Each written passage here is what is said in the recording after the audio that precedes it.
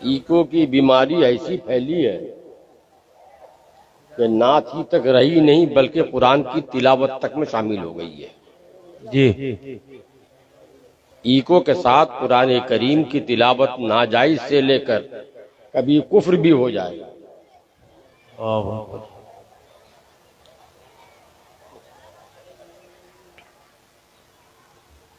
Eco میں ہوتا کیا ہے؟ ہم جو لفظ بولتے ہیں، ہم جو جملہ بولتے ہیں پورا جملہ نہیں، اخیر کے لفظ کو دہراتا ہے. اگر بولیں لا الہ الا اللہ تو پورا جملہ لا الہ الا اللہ کو نہیں دہراتا ہے. جہاں سانس لیں گے، جہاں رک جائیں گے، اسی لفظ کو دہرائے گا. تو اگر کہیں لا الہ الا اللہ تو الا اللہ بولے گا. نماز کے لیے اگر کوئی اذان کہے حیا علی الصلاۃ تو ایکو سے پورا حیا علی الصلاۃ سنائی نہیں دے گا. جی صلاۃ صلاۃ صلاۃ سنائی دے گا. تو صلاۃ صلاۃ صلاۃ تو اذان نہیں ہے، اذان تو حیا علی الصلاۃ ہے. یہی حال قرآن کی تلاوت کا ہے. اگر کسی کی سانس لا میں رک گئی پڑھتے پڑھتے تو وہ لا لا لا کہے گا. جیسے لا الہ میں اگر سانس ٹوٹ گئی تو لا الہ پورا نہیں بولا، لا ہی میں سانس ٹوٹ گئی تو لا لا لا لا بولے گا. لا لا لا تو قرآن نہیں ہے، اس سے قرآن میں تحریف ہو جاتی ہے. اس لیے کوشش کریں، رواج تو پڑ گیا ہے، اس رواج کو ختم کرنے کی، مگر اس میں مزہ نہیں آئے گا آپ کو. آپ تو عادی ہو گئے ہیں. تو جلسہ دین و شریعت جاننے کے لیے نہیں، مزہ کے لیے کیا جاتا ہے.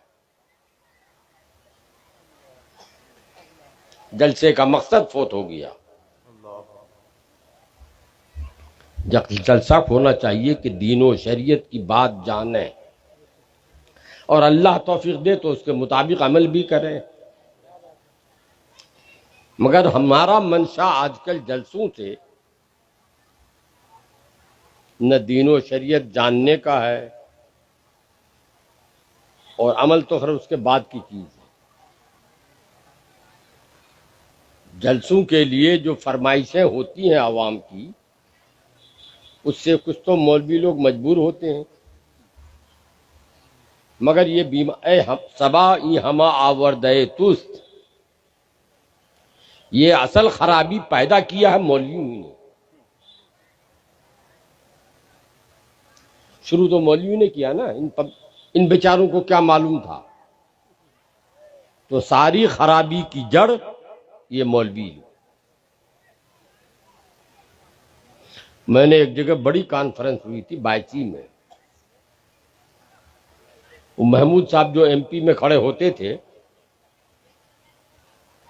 انہوں نے کرائی تھی.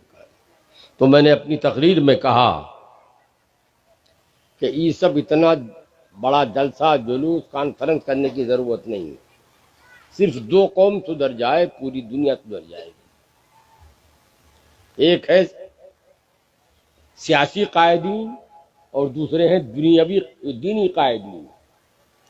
یہ سیاسی لوگ اور مولوی لوگ سدھر جائیں تو پبلک اپنے آپ سدھر جائے گی. جی بے شک.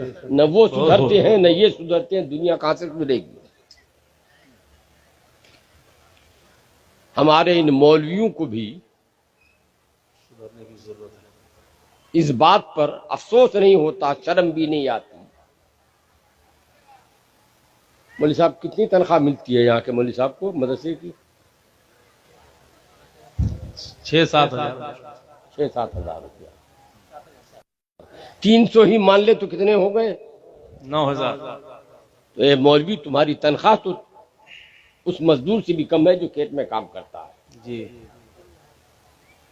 اور تم جلسہ کراتے ہو، دروازہ دروازہ گھوم کے چندہ کرتے ہو جلسہ کرانے کے لیے، اور چندہ کرا کے چندے کا پیسہ اپنی جیب کا دینا ہو تب نہ پتہ چلے۔ یہ لائٹنگ، وہ 4 کلر کا پوسٹر، عمدہ سے عمدہ شامیانہ، اور فیس والے مولوی اور نعت خواں کو بلا کر خرچ کر دیتے ہو۔ مولوی کی آنے جانے کا کرایہ تو آپ پر لازمی ہے، کوئی اپنے کرایے سے تو نہیں آئے گا۔ جی نعت خواں کو بلاتے ہو، اس کا کرایہ بھی آپ کو لازمی ہے، مگر آپ اپنی تنخواہ کے برابر دے کے دیکھو پورے مہینے کے برابر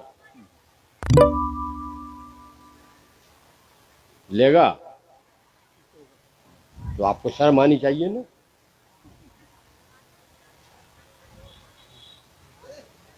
اس کی بنیاد بھی مولوی نے ڈالی نا، جب آپ اپنی عزت نہیں کریں گے تو دوسرا کیوں